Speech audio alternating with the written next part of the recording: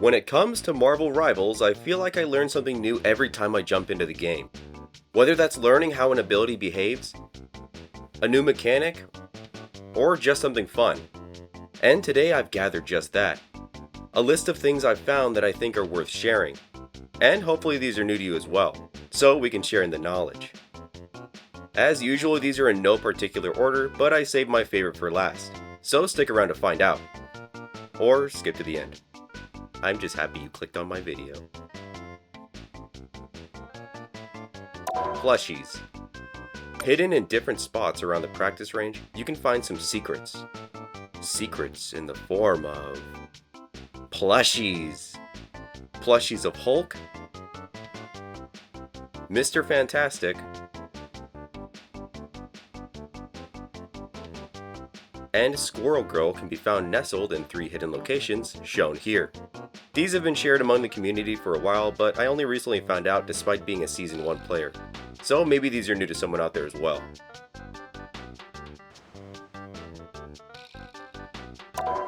Drax Castle. On the second checkpoint for the map Dracula's Castle, if you're on the attacking side, it is actually possible to enter the opposing team's spawn and be killed. And that's by flying in the back entrance shortly after reaching the second checkpoint. There is no barrier preventing entry, and the kill zone is still active for a short while.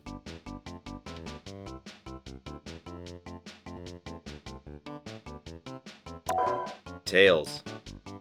Hawkeye's passive, Archer's Focus, allows Hawkeye to gain damage for his piercing arrows by aiming at a target. But a weird interaction with this ability comes when Hawkeye takes aim at a tail. Aiming at either Rocket's or Squirrel Girl's tail will not increase Hawkeye's focus. But even weirder than that, aiming at non-body parts will trigger the passive, such as Hela's horns, or even the weapons on characters. Gambit ult. Gambit's ult works by having your team be within line of sight upon activation. But there are more ways to limit or even remove the ability for Gambit to give his ult to his allies. Blinding effects work well to limit this, but Invisible Woman's ultimate will fully remove the ability altogether, since enemies within an Invis ult will be invisible to their allies outside of it, meaning Gambit will have to brave the ult to even hope of countering. Rocket's gun. When selecting a hero from the hero menu, they will play a short animation showcasing them. And an error I noticed for Rocket's animation is that he ejects casings from his gun.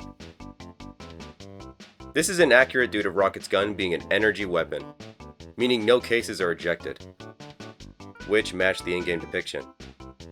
But on top of that, he ejects way more casings than the gun even should anyways, so it's double inaccurate. Practice bots. This is about as useless as facts get, but even though you would assume all enemy bots in the practice range are on the same team, they're actually not. Pushing the practice hero into the path of the bot's bullets will make them take damage.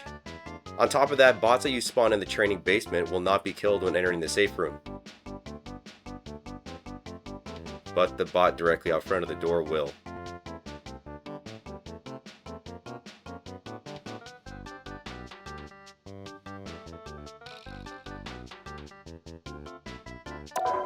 White Fox. On release, White Fox's ultimate functioned differently than it does now. Originally, when re-granting the buff to an ally, White Fox would lose 100 health and a tail along with it. And it's a shame that they changed this, as the way it worked before actually fit the mythology of the Kumiho.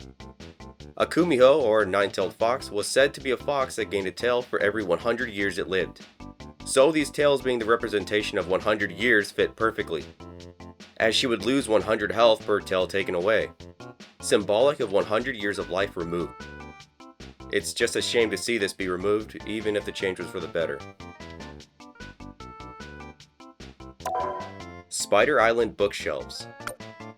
I'm not sure exactly when or why this change happened, but on the Spider Island's convoy map, there used to be destructible bookshelves in the first attack spawn room. However, they are all invisible now, although you can still see the break animation when you walk through them. Loki ult. Something interesting about Loki's ultimate is how it will portray you to the lobby. If you select a hero to copy that you have a Lord icon for, it will show that off, even if the person you copied from does not have the Lord icon. Bucky icon. When playing Winter Soldier, this little symbol above characters' heads means that they can be killed by your ultimate in one hit. Probably obvious again, but I recently learned this as well, so I added it to the list, as there is also no mention of this or any explanation of this in the game.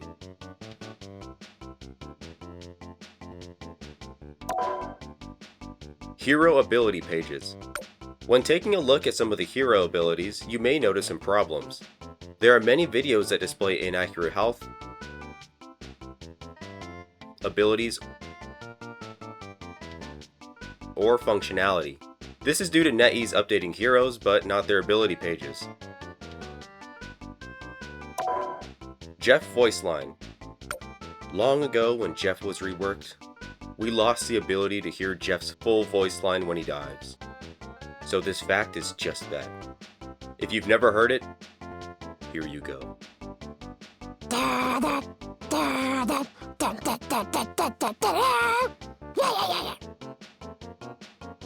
¿Qué estás mirando, amigo?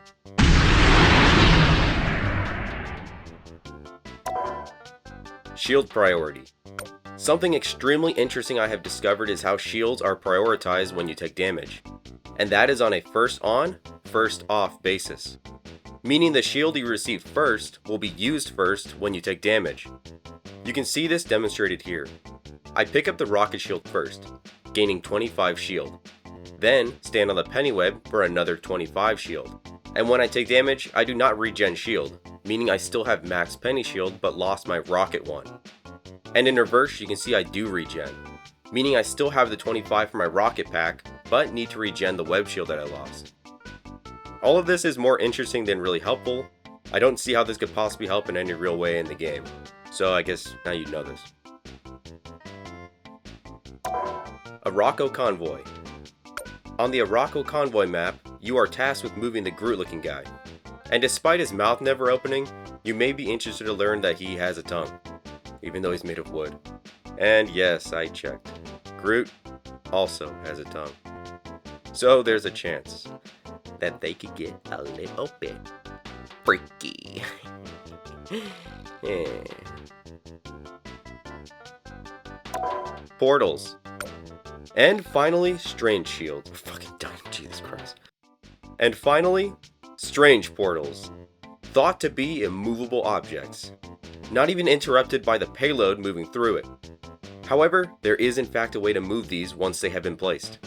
On any symbiote map, if a shield is... Oh my god, I said shield twice.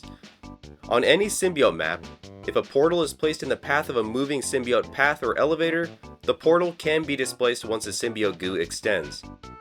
It doesn't change much really, but now you know symbiote slime is stronger than magic. Symbiote slime 1, magic 0. I will be keeping track. And that was the video. Did you like those facts? No? Damn, I'm sorry. Well, I liked them. My last facts video had some good stuff in it, but I have to say I'm much more proud of the ones in this video, which seems to be the trend with any facts video I make. I feel like I usually tend to put the more common ones in the first video, and my subsequent videos tend to have stuff that is a little more obscure, because it takes me longer to find them. But if you're craving more and haven't seen the last video, I'm sure there's still something in it for you. I just like facts and love sharing little things I find about games I enjoy. So I hope you felt the same way. And thanks for watching. Bye-bye.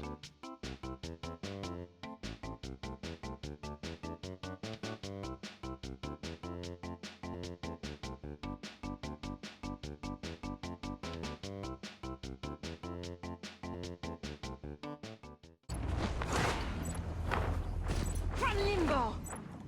I got you!